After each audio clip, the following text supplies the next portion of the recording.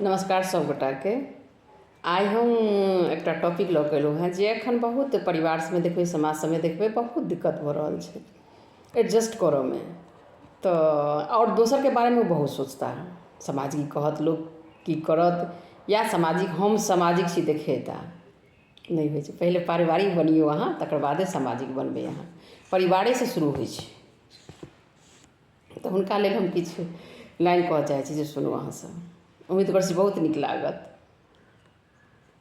सामाजिक बनने से पहले पारिवारिक बने, सामाजिक बनने से पहले पारिवारिक बने, क्योंकि परिवार की एकता बड़े बड़ों को धूल चटा देती है। क्योंकि परिवार की एकता बड़े बड़ों को धूल चटा देती है।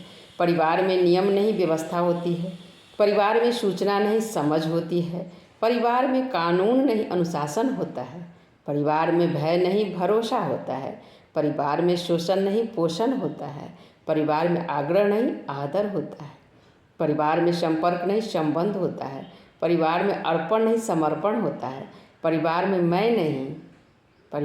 मैं नहीं हम होता है, और परिवार में आत्म प्रशंसा नहीं सर्व सम्मान होता है।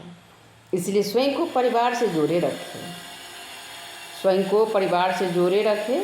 और अगर कोई इंसान परिवार का नहीं हो सका तो समाज का क्या होगा। इसलिए पहले पारिवारिक बने और परिवार से जुड़ी रहिए अपने परिवार से। पूरे परिवार को समर्पित कर दीजिए।